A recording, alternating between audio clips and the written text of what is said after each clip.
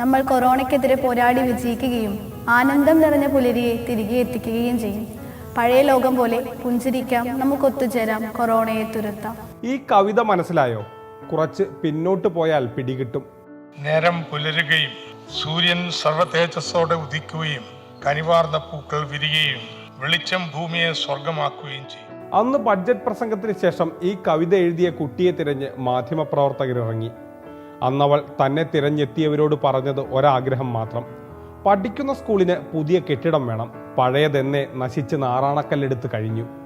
അന്നത്തെ 8ാം ക്ലാസ്സുകാരിയുടെ ആഗ്രഹം എത്രയും പെട്ടെന്ന് നിറവേറ്റാൻ അധികൃതർ തീരുമാനിച്ചു. 4 വർഷത്തിനിപ്പുറം സ്നേഹയുടെ ആഗ്രഹം യാഥാർത്ഥ്യമായി. അവൾക്ക് ഇവിടെ ഇരുന്ന് പഠിക്കാൻ കഴിഞ്ഞില്ലെങ്കിലും ഇനി വരുന്ന കുട്ടികൾക്ക് സുഖമായിരുന്നു പഠിക്കാൻ ഒരു കവിത കാരണമായി. ഐസക് സാർ സ്കൂള് എന്തായാലും 7 കോടി അനുവദിച്ചിട്ടുണ്ട്. സ്കൂൾ ഉടൻ തന്നെ വരും പറഞ്ഞപ്പോൾ ഞാൻ കരുതി 10th ഒക്കെ എത്തുമ്പോഴേക്കും ഈ സ്കൂളിൽ, പുതിയ സ്കൂളിൽ പഠിക്കാൻ പറ്റുമെന്നൊക്കെ വിചാരിച്ചു. പക്ഷേ പറ്റിയില്ല. പിന്നീട് ASMലേക്ക് +1 +2 പഠിക്കാൻ മാറി. വിഷമമില്ല, പക്ഷേ ഇനി എന്താ വെച്ചാൽ ഇനിയുള്ള വരുന്ന കുട്ടികൾക്ക് ഇവിടെ പഠിക്കാൻ പറ്റുമല്ലോ എന്നുള്ളൊരു സന്തോഷമുണ്ട്. കവിത കൊണ്ട് എന്താണ് പ്രയോജനം എന്ന് ചോദിക്കുന്ന ആളുകൾ ഇപ്പോഴും നാട്ടിലുണ്ട്. ചെറിയൊരു കുട്ടിയുടെ കവിതയ്ക്ക് പോലും ഇത്രയും മാറ്റങ്ങൾ ഉണ്ടാക്കാൻ, ഒരു പ്രദേശത്തിൻ്റെ മുഖച്ഛായയാകെ മാറ്റാൻ കഴിഞ്ഞു എന്നുള്ളതാണ് കവിത കൊണ്ടുള്ള പ്രയോജനം തന്നെയാണ്.